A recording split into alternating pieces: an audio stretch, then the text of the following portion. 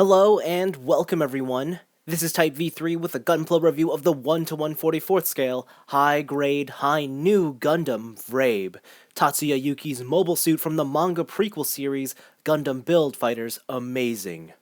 Breaking it down, this kit is essentially a modified version of 2009's HGUC High-New Gundam, and this is reflected well in the parts count. Of the 8 plastic frames, 4 are directly from the 2009 kit, while the other 4 are completely new. You also get a large set of polycaps, foil stickers, and a set of markings. What's really nice are the gunmetal and silver pieces, as their plastic is metallic. If you've assembled the older kit, then you should know what to expect from the build process here.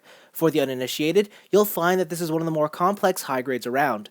Difficulty isn't quite real grade level, though it does get pretty close. Gate placement isn't too bad, though they are a bit worse on the metallic pieces. All in all, I'd say that this kit is about at the limit for what a complete novice modeler should be able to handle. At first glance, a snap assembly of the high-new VRABE yields impressive results. The Gundam dons a strong and sharp silhouette, giving it an aggressive aesthetic. Part separation is fantastic, and the gunmetal frame pieces offer a nice contrast to the softer color palette. Stickers aren't too bad. Aside from the green cameras and the eyes, only the blue sections on the center of the backpack are a hassle. There's barely even a need for seamline coverage too. The presentation is good enough that I almost want to say this kit is ready to go from a straight build. Almost. Closer inspection reveals a lot of work to be done. For starters, this kit is littered with surface sculpting. Panel lining will probably be your best friend here. Then there's the multiple unpainted vents and thrusters as well as the bare inner frame pieces. If you're the meticulous type, not having any color on these will surely annoy to no end. Additionally, due to the size and placement of all these details, it's not going to be the easiest painting experience. A steady hand will work wonders here. This HG definitely has huge visual potential, it just needs more time and effort to bring it all out. The HG High-New VRABE stands at more or less 5.5 inches tall, though obviously with those huge wings that can span up to 9 inches wide, the kit has some larger-than-life display presence. The neck is on your standard ball joints, side to side and tilting are okay. It's a little bit limited by this collar here. Looking down is alright. It will get stopped by his chin. He can't really look upwards, but there is a second hinge at the base of the neck that extends, and now you can get him to slightly gaze up into the sky, but it's not really the best out there. For the torso, there's no joints in the torso. All you get is a ball joint at the waist, and because of the way everything is molded, there is no tilting going on. All you can do is swivel.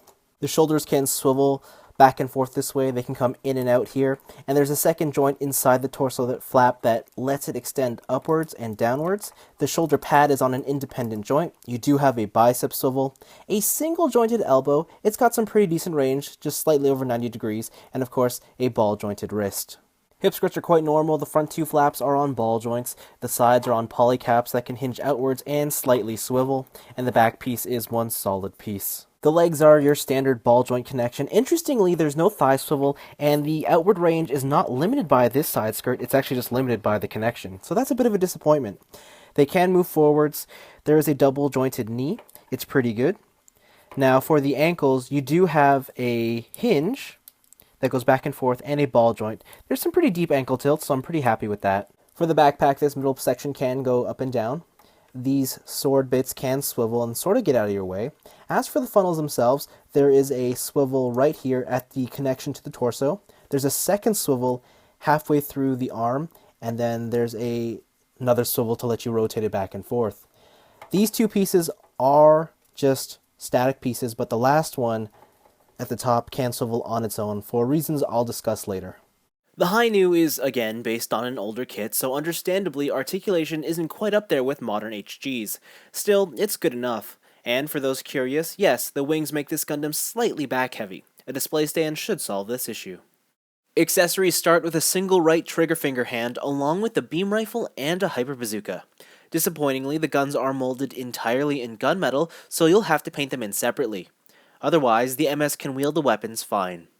For melee, the tops of the wings open up to reveal a pair of beam saber hilts. Along with these, there's long and short beam effect parts.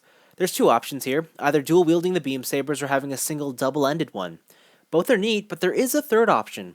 The swords in the Gundam's back detach and then connect with the hilts to create the High-New VRABE's long swords. There's even a spot to connect the beam sabers for added effect. All in all, a neat feature. The melee options don't end there, as you can take the right forearm guard and flip around the white pieces to make a sort of claw-like weapon.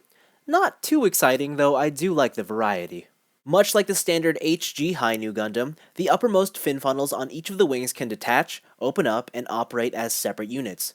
You do need extra display stands to get the most out of this weapon, though. The High Nu VRABE's last inclusion is also its largest, the Hyper Mega Shield. Now, I struggle with calling this thing an actual shield, but it's pretty cool regardless.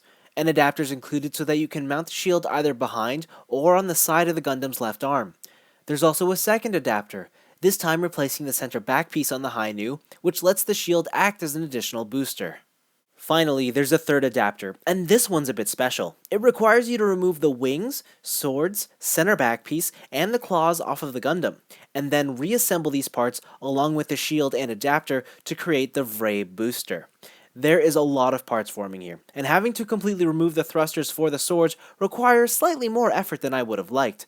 Though, after all that work is completed, the resulting bird-like support unit looks rad. It's fairly large too and can surprisingly stand unaided. At the very least, it's a unique idea.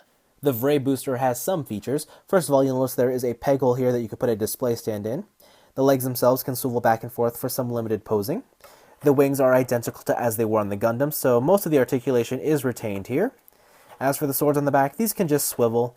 They like to pop off, but it's generally not that big of an issue. But yeah, besides the swivel, not really much you can do there. The head can look side to side, but you can't rock it back and forth just because there is no joint there. There is, however, a opening mouth, which is nice. And with this, you can take a beam saber, jam it in there, and then have it look like the bird is shooting some lasers or whatnot at you.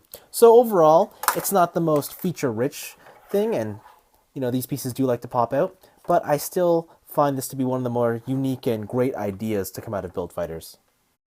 From the moment you open the box, the high-grade High Nu Gundam VRABE immediately lets you know what to expect from it. This is an older kit made relevant with brand new parts, and I suppose the only question worth answering is that if those new additions are enough to bring life back into this 6-year-old model kit. The short answer? Yes. Yes, it does. Sure, the dated engineering concepts result in weaker articulation, yet there's a lot of fun to be had with the VRABE booster and all its related features. Not to mention, I find the sharper design aesthetic of this Gundam more appealing than that of the original High Nu. All in all, it sounds pretty good, however there was one aspect to this HG that caught me off guard, the amount of actual painting required. Above all, this kit will need an extensive amount of paint to get the most out of its presentation, and there's really no way around that. The Gundam is just riddled with all this great detailing that's calling to be brought out, and straight assembly builders may not be left satisfied. On top of that, the kit's expensive, retailing for 2,400 yen. That's real great pricing, and if you're going for snap assembly anyways, an RG will offer better bare visuals and value overall. Ironically, the quality of this kit was never in doubt. Rather, it's the surprising reliance on the modeler that turned out to be its biggest fault. If you're confident in your ability, then you're in for a great kit. On the other hand, if putting paint to plastic isn't something you're comfortable with, then it's probably best to avoid the HG High Nu Gundam VRABE. But that's all for me. Thanks for watching, and this story of Tatsuya Yuki rages on as the Crimson Comet still has one more amazing mobile suit I have yet to cover.